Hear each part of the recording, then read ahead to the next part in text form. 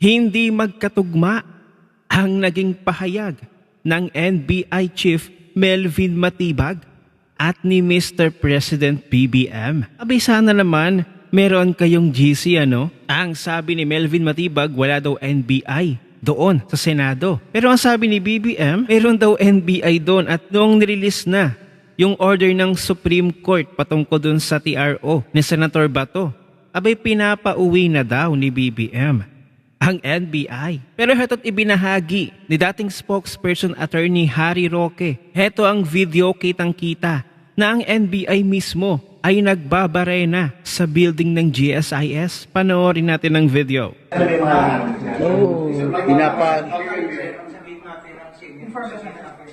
So ayun no.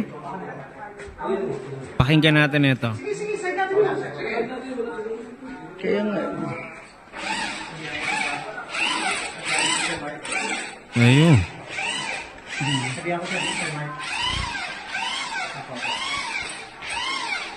Sir, ito Sir Mike, Sir Monching. Sir Monch? Si Mike. Ay.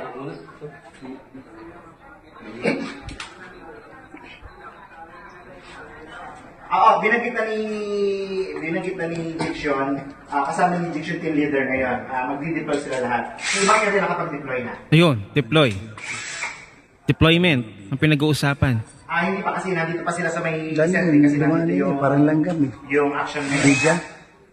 Pero napakita namin yun. Kaya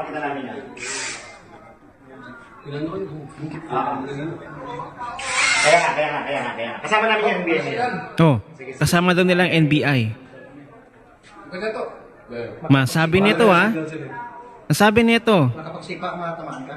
na may kinakausap sa telepono. Bakit man nag-interview? Ayan mo na, ibaan mo na isang ibaan na yan, anak. Bala talaga nilang buksan. Ibaan mo na. Ibaan mo na, sige na ulit. Sige. Go lang.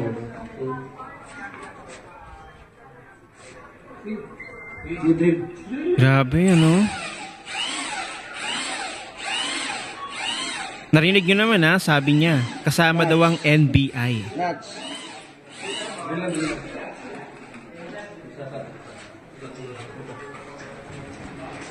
Pero alam nyo, hindi naman sila kikilos eh.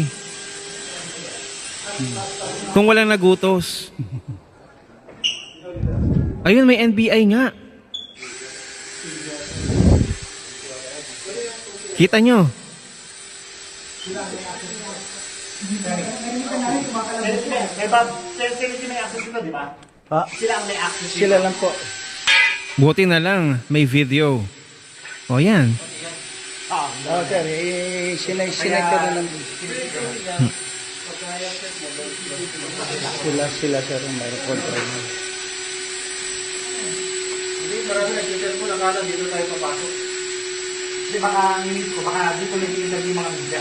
Baka kung lugar na to. Kasi maliwanag eh. Kasi na to. Sir, Ayun. temporary board, ilalak namin. Baka anything is safe. At heto yung video na mismong si BBM daw ang nag-utos sa NBI na arestuhin si Senator Bato at all cost kahit anong mangyari as per Senator Amy Marcos. Ang sabi ng NBI agents, inutusan daw sila personally and directly ni BBM, arrest Bato at all costs. Yun. Kahit sino pa ang kahit sino pa ang madali, basta pasukuin si Bato. Ngayon din. So yun, narinig ninyo ha, galingan mismo sa kapatid ni BBM na si Senator Amy Marcos.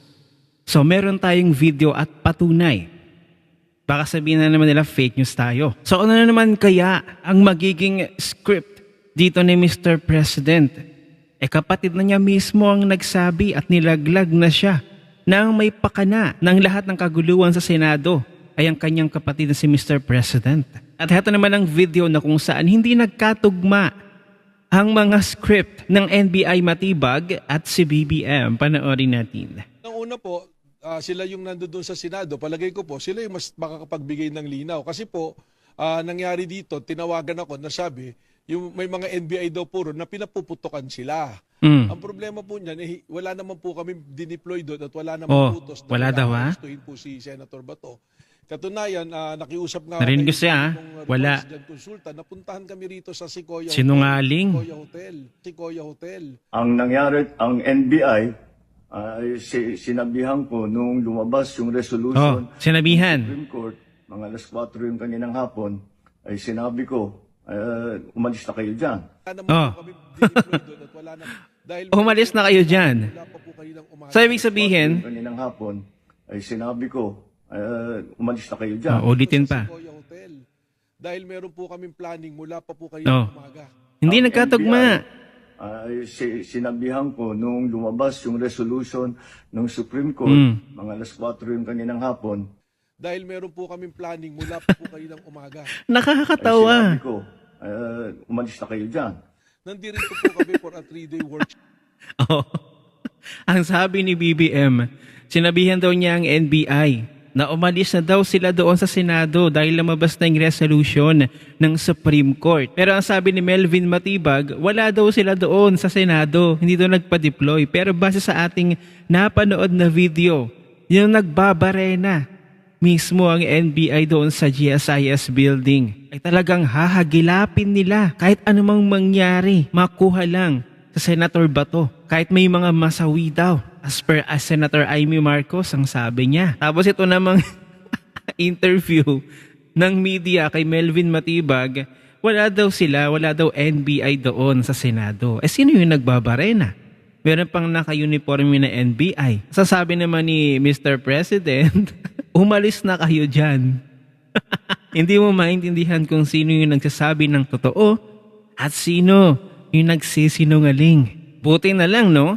Naaktuhan natin ang sabi doon sa video kanina sa mga kasamahan na nagbabarena, may tumawag na nagpapadeploy na. Kasama daw ang NBI. So sino ang totoo? Ano to? AI na naman ba ito? Ang logic ang sabi nila tumatakas daw si Senator Bato. Pero ang nagpupumilit pumasok ay ang NBI. Nakakalungkot ang ating ahensya ng NBI ngayong Marcos administration.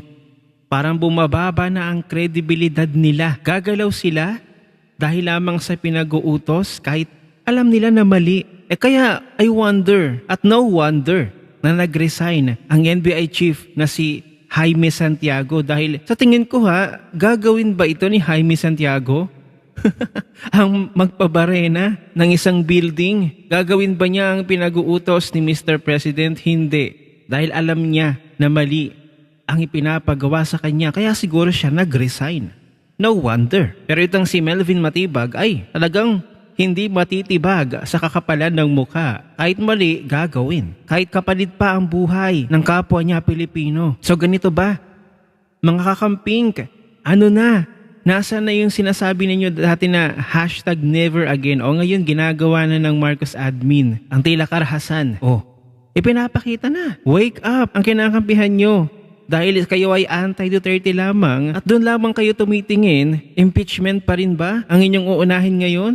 Diyos ko, wala na, sirang-sira na ang kredibilidad, sirang-sira na ang pangalan ng NBI dahil dito sa Marcos admin. Base sa inyong napanood sa pag-amin ni Senator Amy Marcos sa si BBM daw ang may pakana, ang may utos kay NBI Melvin Matibag at base sa inyong napanood na video na pagbabarena doon sa loob ng GSIS building. So supportahan nyo pa rin ba ang administrasyon na ito? Ano ang inyong opinion? Abay, i-share mo na ang video na ito. Mag-iwan ng comment at like sa ibaba at magkita-kita ulit tayo sa susunod na video.